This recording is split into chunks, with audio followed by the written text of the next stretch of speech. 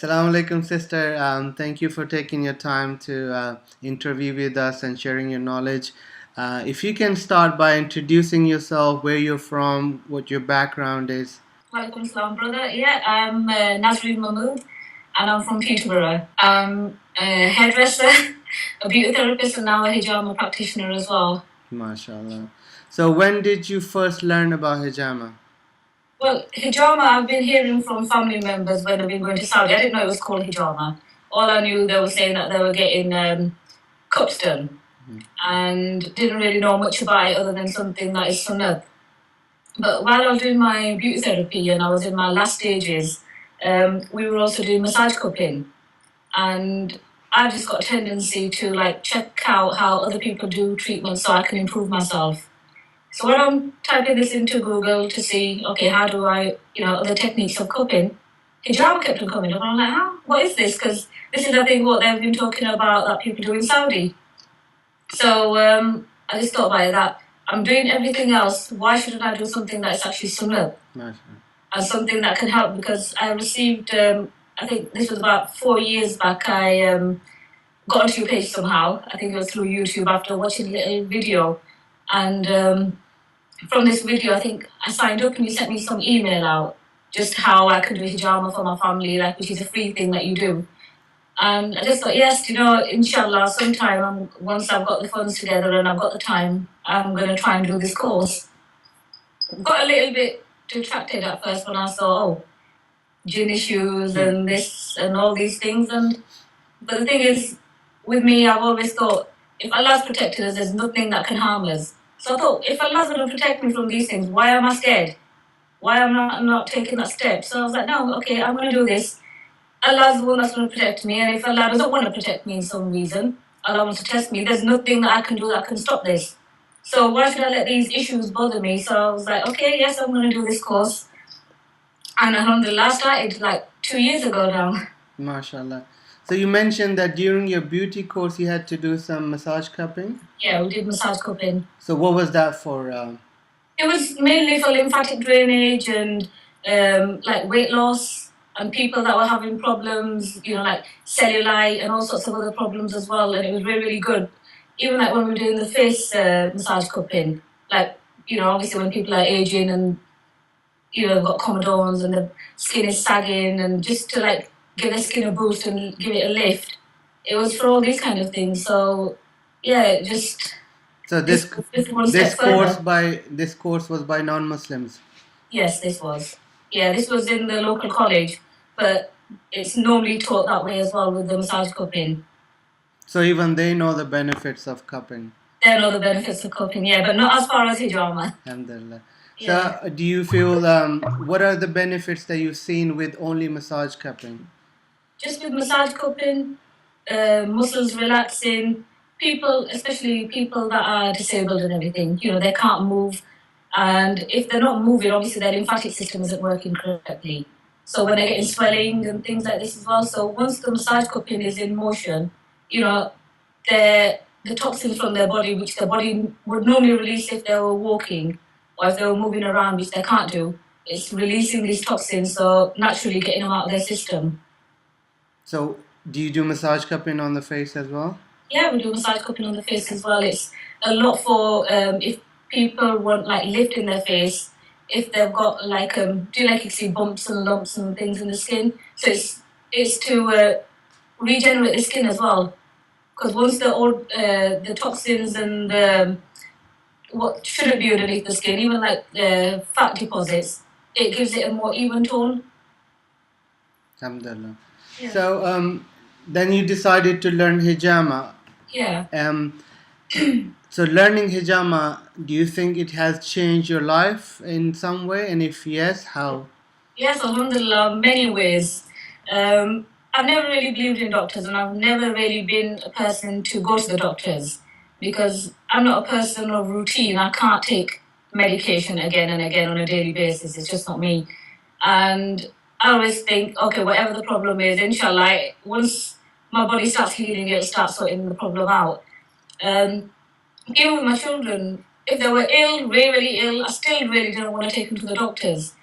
But when I started doing hijama, any problem that they had, it would be like, come on, I'm going to do cupping. And my children would be like, oh, mom, everything we say, you say cupping. I said, yes, because I know how cupping works. If it's going to, like when we did our training with you and you said, hijama cleans out the kitchen. This is a term I always use with every patient. If they don't understand it, it's just a simple way to make them understand that if hijama is going to clean out the kitchen, the main root, the main problems, why is it going to clean? People come to me, oh, will it be helpful with this illness? Will it be helpful with this? It's like, yes, I know and I believe in it so much. Doesn't matter what illness you've got, if your body's going to be rectified from inside, why is it not going to help with that? So even with my children, any problem, straight away, come on, hijama. If they're feeling a bit under the weather, instead of getting them antibiotics from the doctor, I just do dry cupping, boost the immune system. There you are. There's your antibiotics. Alhamdulillah. I mean, that's what our mission is, to have hijama as the first point of treatment. Yeah. Because some people, obviously, as a practitioner, that some people come to you that tried everything else and then they come for hijama. And alhamdulillah, still works. But no one thinks about hijama as the first point of treatment. So as soon as you get ill, or even before you get ill, just for maintenance, get hijama done and you will stay healthy and, get healthy faster.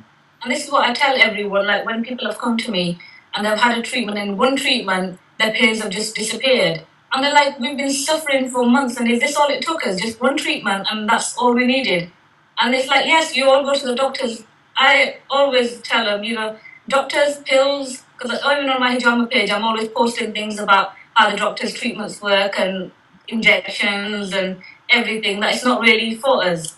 So now, are you doing hijama full-time or part-time? Well, it's full-time.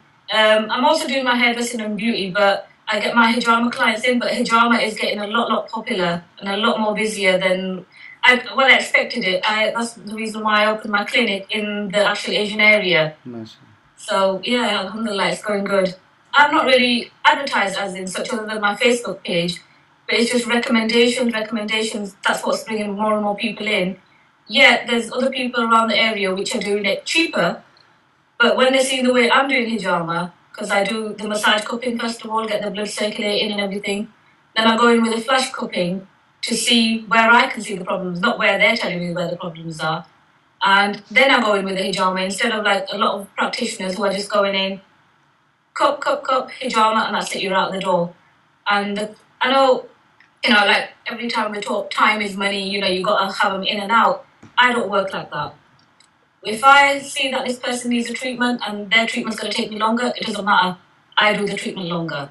I don't say, sorry, for your next part of the treatment coming next time. It doesn't work like that. They want their treatment, that's what they get. MashaAllah, excellent. And you get better results like that as well. Yeah. A lot of people that do cupping, they don't have the knowledge of or background how to do it, and they can't provide that kind of service or results. So that's good, alhamdulillah. So when your hijama clinic is inside your beauty parlor? It is, yes. Yeah, alhamdulillah. So are you sitting in your clinic now? I am, yes. Yes, inshallah, why don't you give us a tour to our students of your clinic and your setup, please? Okay. 1 second. So this is, see my hairdressing area, seating area just there. Alright, excellent. And that is my hijama room, but I can't actually take the computer in there at the moment, but I'll do that later. And then there's another beauty room just there as well. And this area here I'm going to use as a boutique. Yeah, mashallah. It's going to be like designer clothes and everything. Mashallah, that looks excellent and great job. Do you think, not a lot of people want to talk about the business side of hijama, but do you think learning hijama has helped your business? It has helped my business in this area, whereas before, like I said, I used to do my hairdressing and beauty and the nails, but since I started doing hijama, and I had a clinic at home, and it was a room about half the size of what I've got here on this side, and people were coming through recommendations even there. But the thing was, obviously, I was a bit out of the way, and I just thought that because I started doing hijama now, and the main reason why I did it was to help people get better. So why am I actually so far away? I need to come into the Asian area where obviously the market is. And I don't know, with me personally, I don't think business. To me, I think more I'm helping someone. Exactly.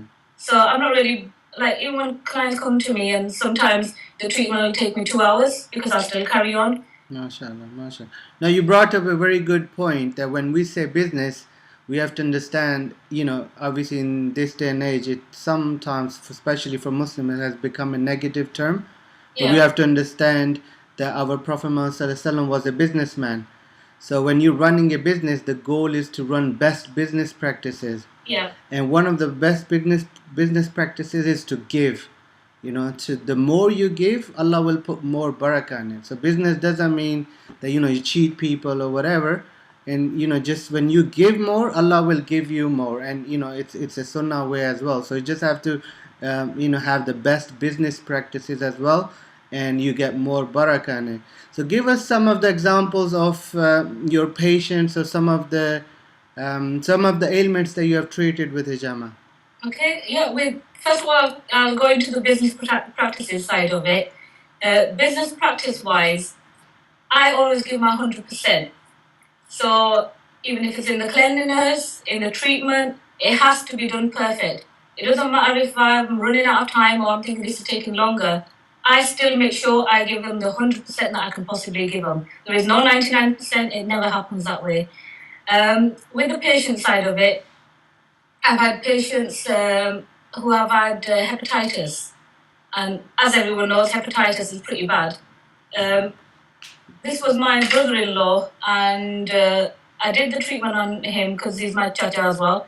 And after doing the treatment on him, he went to the hospital for his checkup.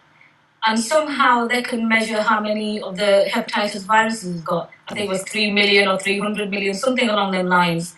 And when he went for his treatment, when he went for his next appointment, which was a month later, so he's only been on these pills for about a month, they were shocked to see, oh, your hepatitis has gone down by a third. We can't believe that this medication has worked so quick. And I told my sister, I said, well, didn't you tell him that he had hijama? She goes, I just thought maybe they're going to be like, oh, why did you get this done? And she was like, the doctors were just amazed that we can't believe this treatment, this medication that he's on, has taken his hepatitis down by a third. So instead of 300 million, I think it gone down to 200 million viruses. So it's just like big change in one treatment. And I've had patients, like a lot of non-Muslim patients as well, where they've had problems sleeping, they've had problems walking. I've had one patient that had tried everything, had been going to Harley Street, all the private medication, acupuncture, you name it. And someone told her about me, and she rang me up, and every question she asked, I answered it. And I could hear her husband in the background saying, book the appointment right now. So she booked the appointment for me for the next morning. And when she came to me, she was saying, do you know what, I'm expecting a miracle from this. And I was like, I know it's going to give you a miracle, but, give it a few days and then you get back to me. So she told me that even with acupuncture, she had about an hour's relief and then the problem was back again. She used to have problems sleeping. There was so many medical problems that she had. So after I'd done her treatment, I gave her the full consultation, everything she wanted to know. And once I'd done her treatment, she was like, yes, do you know what, I actually feel a better. I said, no. Tell me a few days later, because I remember you saying after acupuncture, after an hour, you were back to square one. Give it a few days and I'll contact you and let me know how you got on. So I messaged her a few days later, how are you feeling? How's everything? She was like, big improvements. I said, but do you know what? That can mean anything. Give me it percentage-wise. She was like, 70% improvement I've had straight away. And this is a non-Muslim. So she also told me that she's told her family members what she's had done, like her nieces and so on. And they were like, how could you put your body through that? Because obviously when they see pictures of hijama, and she was like, I know what the benefits I've experienced from this. That is nothing. And it's not even painful because first thing, obviously, people think, oh, it's going to be painful because they can see all this blood. But alhamdulillah, no one, other than the cupping suction, there is no pain. Okay. And I've had other patients where they've been on tramadol. they couldn't go to sleep or anything without taking these painkillers. And they've come to me and I've done the treatment. And always after the treatment, I'll ask them, how much improvement and everything, percentage-wise, I normally take it off them. And while I'm waiting outside the room, I could hear, because the patient was there with a family member, they're discussing between themselves, oh, wow, this has made such an improvement and everything. So even before going in the room, I'd already heard some because I was waiting outside the door. So I've gone in and I was like, okay, how are you feeling? And the patient told me that she'd been on painkillers for like 6-7 months. And she thought, okay, do you know what? I think my back feels better now, so I think I can touch my knees. She didn't tell me this in the consultation, that she had a problem touching her knees, that she couldn't bend down. And so she goes, after the treatment, I just felt I can touch my knees. So I thought, okay, let's try and touch my knees. She goes, look at this, I can even touch my feet, there's no problem. So this was just one treatment. So a few months later, she actually brought her mum with her as well for treatment. And I asked her, I says, how is your back and how is your tramadol? She said, since that day, the tramadol has been in the bin. I have not needed it ever again. Subhanallah. So just give us a list of some of the ailments that you have treated or you have seen good results in. Yeah. Cancer, fertility problems, pains, arthritis, knee problems, severe depression, gene issues, and severe gene issues as well. There's just diabetes, blood pressure. I had patients that had blood pressure, and our general thinking would obviously be, okay, you do hijama. I was doing I went to do my case study, and at the same time I was doing her mom. I've done the blood pressure first of all. I think it was the mom or the daughter, one of them. One's blood pressure was high, one's blood pressure was low. So my thinking and people's thinking would be, after hijama, either the blood pressure is going to go higher for both of them, so whose is high is going to be even higher, or it's going to go lower, so whose is lower is going to go even lower, and the other one's is going to be better. So I've done the treatment, I've gone in and done the blood pressure for both of them. And as soon as I got the results, I was like, alhamdulillah, the person whose blood pressure was high had become lower, the ones whose was lower had become higher, it evened it out. And it was like, our general thinking would be, oh, either high or low is gonna make it worse for one and make it better for the other. But no, exactly. It doesn't work that way. Yeah, no, that's a very good point.